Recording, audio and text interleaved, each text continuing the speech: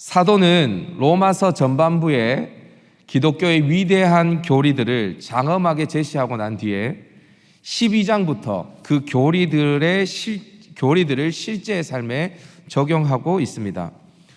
12장 이후에 이어지는 그리스도인의 삶의 실제적인 교훈들을 도입하는 머리에 사도가 가장 먼저 언급하는 것은 바로 예배였습니다. 이것은 구원받은 성도가 하나님의 놀라운 은혜에 응답하는 가장 중요하고도 시급한 문제가 예배라는 것을 이야기하는 것입니다. 그런데 우리는 예배라고 하면 지금 우리가 드리는 예배처럼 이런 공적인 예배만을 예배라고 생각하며 살아갑니다. 아니, 조금 더 구체적으로 말한다면 이 예배의 형식을 예배로 여깁니다.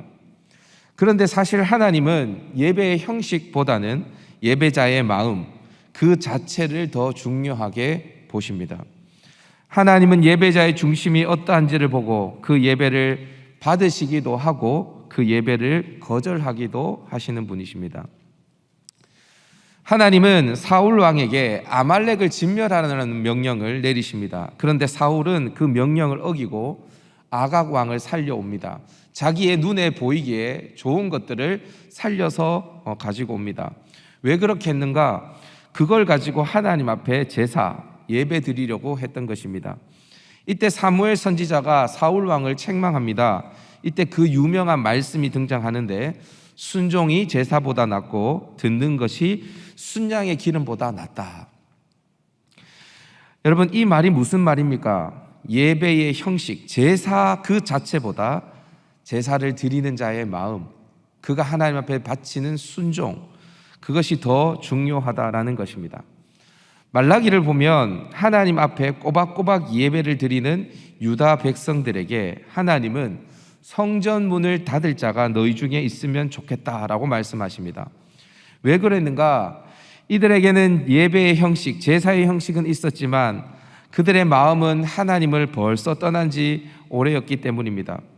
그래서 그들의 삶은 엉망이었습니다. 말라기 2장 14절 이하를 보면 이들은 꼬박꼬박 제사를 드리면서도 아내를 학대하고 그 아내에게 거짓되이 행하여서 이혼하여서 아내를 버려버리는 사람들도 있었습니다. 미가서 3장을 보면 이스라엘의 통치자들이 정의를 버리고 백성의 가죽을 벗기고 살을 뜯어먹는데 마치 냄비와 속 가운데 담을 고기처럼 하였다라고 이야기합니다. 이렇게 통치자들이 백성들을 억압했습니다. 백성들의 가죽을 벗기고 살을 뜯어먹었습니다. 그런데 아이러니한 것은 이들은 하나님 앞에 나와서 부르짖습니다. 하나님 앞에 응답해 달라고 제사를 드립니다. 그런 자들에게 하나님께서는 뭐라고 말씀하시냐? 너희가 부르짖더라도 내가 응답하지 않겠다. 내 얼굴을 가리겠다라고 말씀합니다. 다 뭐죠? 마음 없는 예배자의 예배는 아무런 가치가 없다라는 것입니다. 따라서 하나님은 예배자의 마음이 드려지는 공적인 예배, 또한 예배자의 마음이 드려지는 삶의 모든 예배를 예배로 받으시는 것입니다. 제가 예전에도 여러분들에게 말씀을 드렸는데 말라기에는 11조에 대한 이야기가 나옵니다. 11조를 하나님께 드려보라. 내가 너희에게 복을 쌓도록 붙는지 아니 붙는지 확인해봐라, 점검해봐라 라고 말합니다. 10개 중에 1개는 반드시 하나님의 것이다 라고 이야기를 합니다. 그럼 여러분, 10개 중에 9개는 내 마음대로 사용해도 됩니까? 십계명에서 안식일을 거룩하게 지키라고 말합니다. 7일 중에 하루를 구별하여서 우리는 주일 성수라는 이름으로 지금 이곳에 나와서 예배를 드리고 있습니다. 자, 그러면 나머지 월요일부터 토요일까지는 내 마음대로 살아도 됩니까? 아니죠. 10의 1도 하나님의 것이지만 10의 9도 하나님의 것입니다. 10의 1을 하나님 앞에 드린다는 것은 열의 열이 다 하나님의 것이다. 하나님께서 주신 내 모든 것이 하나님의 것입니다 라는 신앙 고백일 뿐입니다. 따라서 지금 이 시간 하나님을 예배하는 자로 여러분들이 여기에 있다면 이 자리를 떠나서 세상 속에 살아갈 때에, 여러분들의 가족 가운데 살아갈 때에, 혹시 여러분들이 아무도 보는 사람이 없는 골방 속에 있을 때에도 여러분들은 여전히 예배자여야 합니다. 만약에 그때 여러분들이 예배자의 정체성으로 가지고 살아가지 못한다면 지금도 예배자가 아닐 가능성이 굉장히 많습니다. 그래서 사도는 오늘 본문 12장 1절에서 이렇게 권면합니다. 다 같이 한번 읽어보십시다. 시작. 그러므로 형제들아, 내가 하나님의 모든 자비하심으로 너희를 권하노니 너희 몸을 하나님이 기뻐하시는 거룩한 산 제물로 드리라.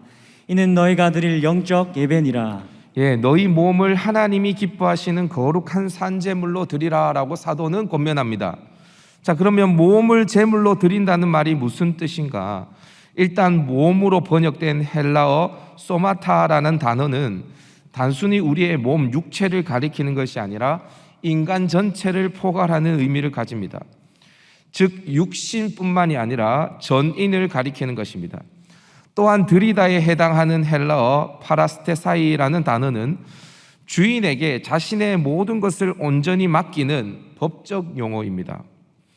즉 여기에 나오는 너희의 몸을 거룩한 산제물로 드리라는 것은 좁은 의미의 공적 예배를 넘어서서 삶의 예배를 다 포괄하고 육체적인 행동뿐 아니라 우리의 마음과 가치관, 어떠한 선택과 결정, 모든 것이 하나님 앞에 드려지는 예배여야 한다라는 것입니다. 사도는 이렇게 드려지는 예배가 우리가 드려야 할 영적 예배라고 말합니다. 여러분, 여기에서 말하는 영적이라는 단어는 우리는 영적 하면 신비하다, 영적이다 뭐 이렇게 하면 굉장히 저 하늘나라에 있는 이야기처럼 느끼는데, 여기에서 말하는 영적이라는 단어는 이성적이다, 합리적이다, 합당하다라는 뜻을 가지고 있습니다. 이 말이 뭐냐 하면, 여러분들이 한번 기회가 되시면 로마서를 쭉 한번 다 읽어보십시오. 로마서 1장에서 11장까지 엄청난 복음이 기록되어 있습니다. 우리가 어떻게 구원을 받았으며 우리가 어떻게 하나님의 양자가 되었는지가 쭉 기록되어져 있습니다. 여러분들이 만약에 그런 구원을 받았다면 여러분의 몸을 거룩한 산제물로 드리는 것, 그러니까 내 일생의, 내 삶의 일부분이 아니라 전부를 하나님 앞에 완전히 맡기는 것은 합리적이다라는 것입니다. 합당하다라는 것입니다. 그게 굉장히 이성적이다라는 거예요. 여러분, 사도는 로마서에서 모든 사람이 죄를 범하였다라고 말합니다. 여러분들께 묻습니다. 여러분들은 죄인이 맞습니까? 여러분, 죄인이 맞나요? 사도는 죄의 삭은 사망이라고 말합니다. 저와 여러분들은 죄인으로 사망한 자, 죽은 자라는 것을 여러분들 인정하십니까?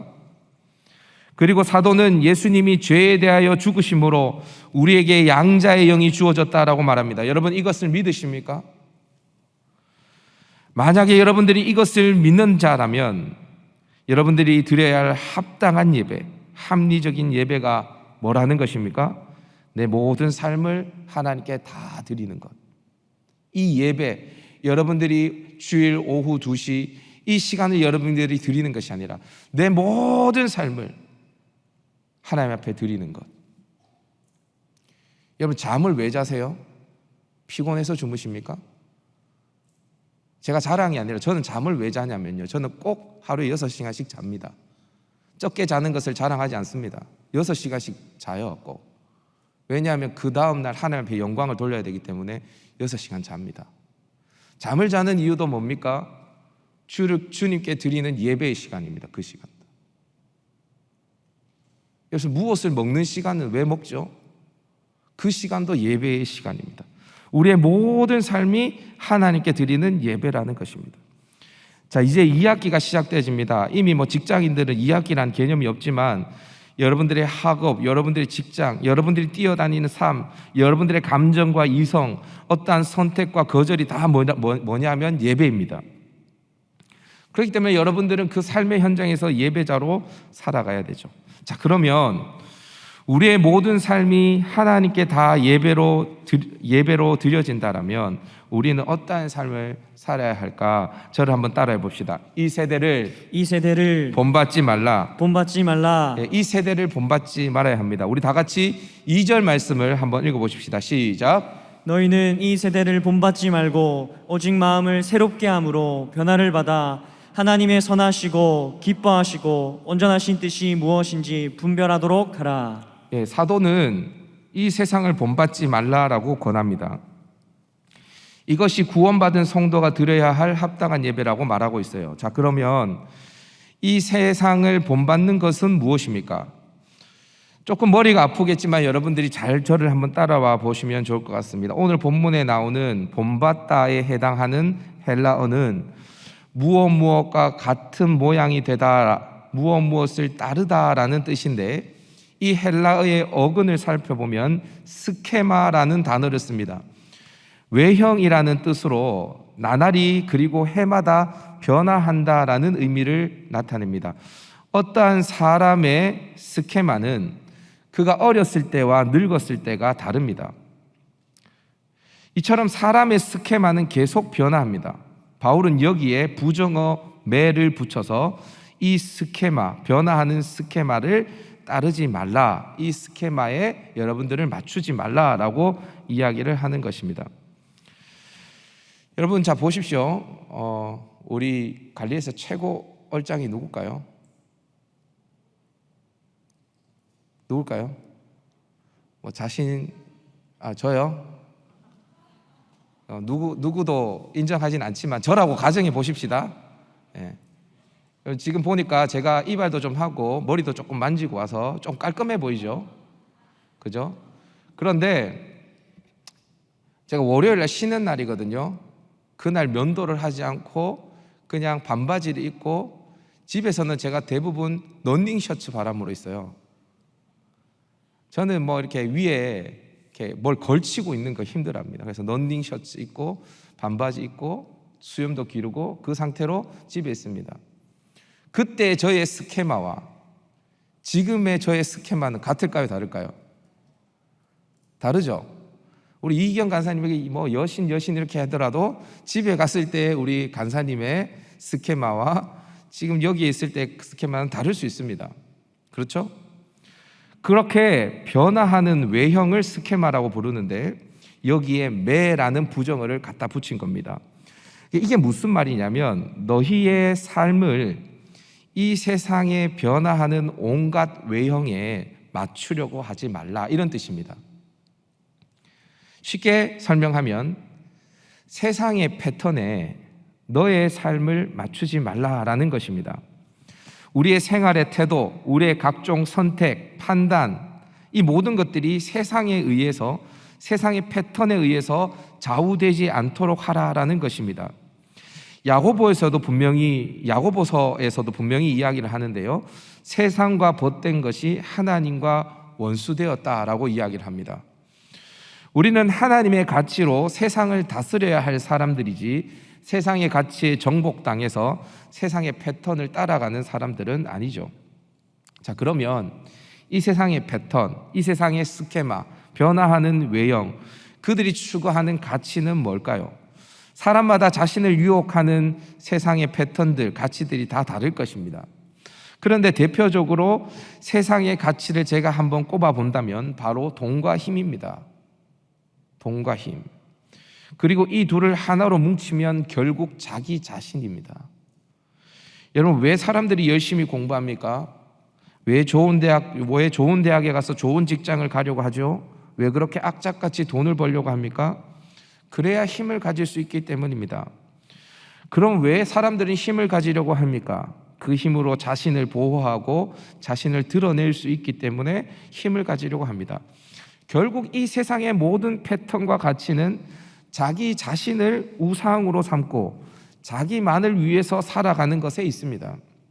여러분, 구약 성경을 보면 바알, 아세라, 아스타롯, 밀곰, 다곤과 같은 다양한 우상들이 등장합니다. 여러분들이 생각하기에 왜 이스라엘 백성들이 하나님을 버리고 이 우상들을 섬긴 것 같습니까? 그들을 섬기면 풍요와 다산, 지금으로 말하면 돈이 되고 권력, 힘을 가질 수 있다라고 믿었기 때문입니다.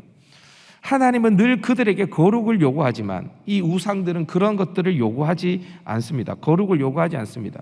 그냥 자신을 신으로 대접해 주기만 하면 풍요와 돈을 주겠다, 다산, 힘을 주겠다라고 말합니다. 그러니까 거기에 혹해서 우상을 섬긴 것입니다. 결국 그 풍요와 다산은 자기 자신을 위한 것이죠.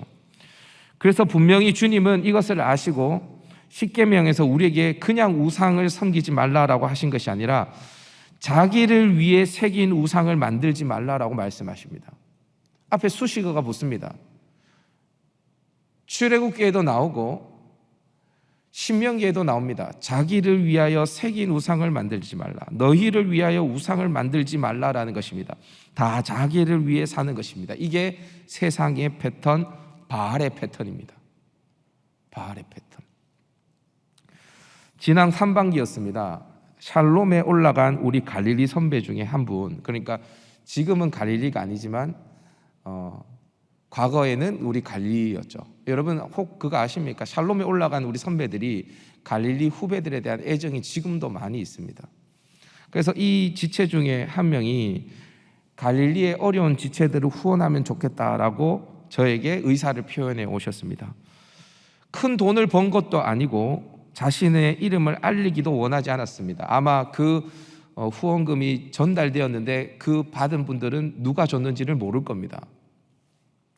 근데 그분이 500만 원이라는 엄청난 돈을 주면서 갈릴리의 어려운 지체를 돕는 데 사용해달라고 했습니다. 그래서 제가 10명의 지체에게 각각 50만 원씩 후원금을 전달했습니다.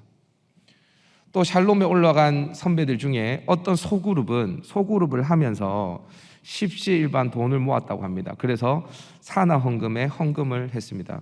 제가 전화를 해보니까 설교를 듣다가 후배들이 생각나서 십시일반 후원금을 모아서 소그룹 시간에 모아서 전달했다라고 하더라고요.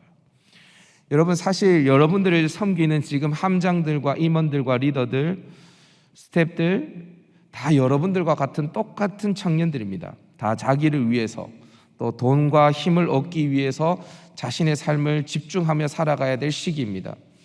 그런데 시간과 돈을 여러분들을 위해 사용합니다. 다 자기의 삶에만 집중하는 이 세대를 본받지 않는 지체들의 표본입니다. 여러분, 캠퍼스를 다니면서 장애인들이 보이십니까? 그들의 눈과 손이 되어 주셔야 합니다. 여러분 주변에 가난하고 외로운 지체가 보이십니까?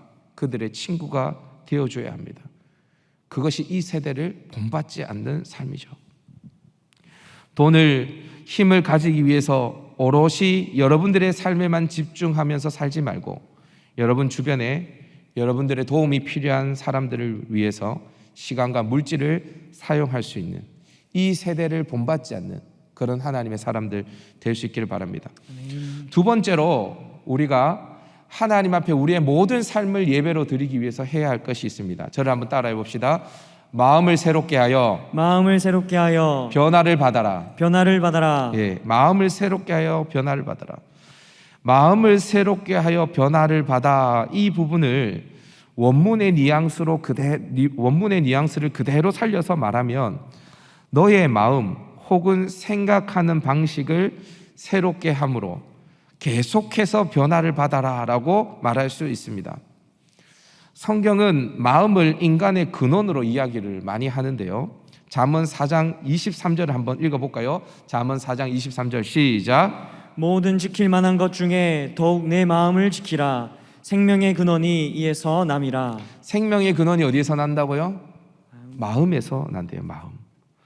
오늘 본문에 나오는 변화를 받아에 해당하는 헬라어를 보면 그 어근이 어떻게 되어지냐면 모르페라는 단어를 쓰고 있습니다.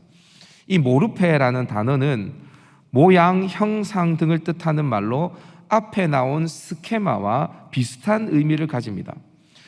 그러나 스케마는 주로 외적인 모양이나 모습을 가리키는 데 비해서 모르페는 본질 그 자체, 어떠한 사물의 본질적인 요소를 의미합니다.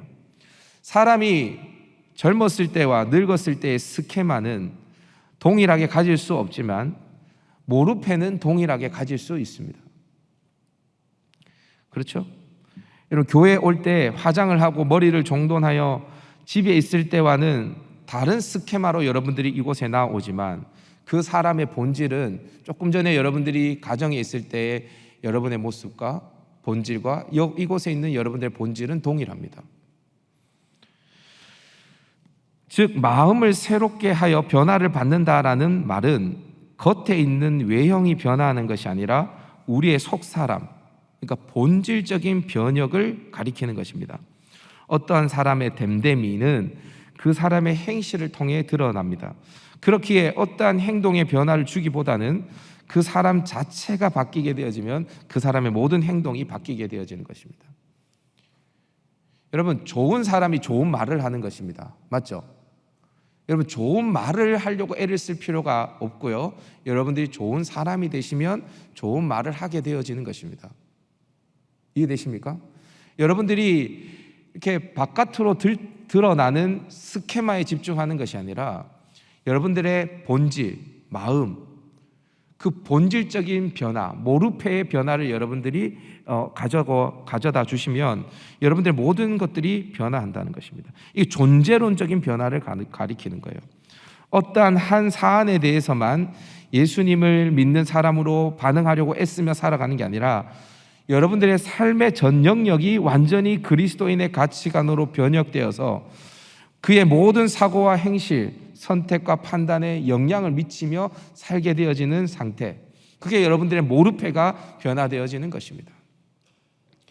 이렇게 마음이 새롭게 되어 가치관의 변혁이 일어난 사람은 하나님의 선하시고 기뻐하시고 온전하신 뜻을 어렵지 않게 분별해내는 것입니다.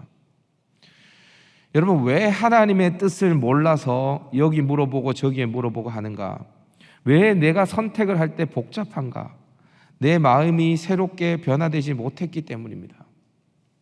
자꾸만 세상의 패턴을 계산 속에 집어넣으니까 복잡해지는 것이죠. 제가 계속 여러분들에게 말씀드리죠. 인생은 단순해야 됩니다. 새롭게 되라는 모르페는 새롭게 되지 않고 따라가지 말라는 스케마는 맨날 쫓아 따라다니니까 오락가락하고 헷갈리는 것입니다. 여러분, 하나님의 뜻이 아닌 것은 하면 됩니까? 안 됩니까? 제가 쉽게 여러분들의 인생을 선택할 수 있는 방법을 가르쳐 드릴게요. 하나님의 뜻이 아닌 것은 하면 됩니까? 안 됩니까? 안 됩니다. 하나님의 뜻이면 상황이 어려워도 해야 됩니까? 하지 말아야 됩니까? 해야 합니다. 하나님의 뜻이면 무조건 해야 하는 것입니다. 내 상황이 어떠하든 해야 하는 것입니다. 근데 여러분, 이럴 때 있죠. 하나님의 뜻인지 아닌지 잘 모를 때가 있죠. 이 중간에 있을 때. 그렇죠? 있나요? 없나요? 있나요? 그러면 여러분들이 정말 이거는 잘 분별하셔야 됩니다. 하나님의 뜻이 아닌 것을 여러분들이 하나님의 뜻이 아닌데도 불구하고 이렇게 바꾸고 싶어서 헷갈리는 것처럼 만들면 안 됩니다. 이해되십니까? 하나님의 뜻이 아닌 것은 하지 말아야 됩니다. 하나님의 뜻인 것은 무조건 해야 됩니다. 잘 모르겠는 것은 뭐냐 하면 저는 이렇게 얘기합니다. 네 마음대로 하세요. 네가 하고 싶은 대로. 하나님은 내가 행복하기를 원하십니다. 내가 행복하기를. 내가 행복한 대로 하면 됩니다. 근데 여러분들이 이거 할 때 계속 여러분들이 고민되어지는 이유가 뭔지 아세요? 여러분들이 이거 할 때 계속 고민되어지는 게 뭐냐면 거기에 세상의 패턴들을 계산 속에 계속 집어넣으니까 이게 헷갈리는 것입니다. 제가 여러분 딸 자랑 한번 해도 되겠습니까? 싫다는 표정인데요. 그래도 할 겁니다. 제 딸이 유치원에서 환경을 지키는 것에 대해서 교육을 대단히 많이 받았나 봅니다. 그런 거 하나 봐요. 그래서 뭐 그런 거 있잖아요. 뭐 재활용품 가지고 와서 그걸 가지고 뭘 만들어서 전시를 한다든지 그런 일들을 하나 봐요. 그래서 집에서 제가 분리수거를 잘 안 하면 저희 딸한테 혼납니다. 자기가 무슨 환경 지킴이라나 뭐 이러면서 PT병도 옆에 붙어있는 비닐을 떼서 분리해서 배출하지 않으면 잔소리가 심합니다. 어쩔 때는 음식 쓰레기를 좀 남기려고 하면 지구가 아프다면서 남기지 말라고 저를 막 닥달합니다. 내가 살찌는 것은 생각하지 않고. 그래서 제가 그렇게 너무 환경을 지키는데 이 아이가 막 이렇게 몰두되어 있길래 제가 이렇게 물어봤습니다. 왜 환경을 지켜야 되지? 왜 지구를 지켜야 하지? 라고 물어봤죠. 그러니까 이렇게 이야기합니다. 하나님이 이 세상을 만드셨으니까. 물론 엄마가 가르쳐 줬겠죠. 그죠? 근데 여러분 얼마나 간단합니까? 환경 보호 왜 해야 하냐? 하나님이 이 세상을 만드셨으니까. 정말 간단해요. 여러분 로또 복권 사도 됩니까? 안 됩니까? 코인 투자는 해도 됩니까? 안 됩니까? 여러분 어떻게 해야 되는지 잘 모르겠어요? 아직도 마음이 새롭게 되지 않아서 잘 모르는 것입니다. 마음이 새롭게 되어지면요, 모르페 변혁이 일어나면, 본질적인 변화가 일어나면요, 심플하게 그 모든 것들을 판단드릴 수 있습니다. 그리고 그 이유도 명확하게 말할 수 있습니다. 여러분 9월 첫째 주 캠퍼스 개강을 시작하는 시점에 서 있습니다. 하반기가 이제 4개월 정도도 남지 않았습니다. 이 시간 역시도 하나님께 드려야 할 예배의 시간입니다.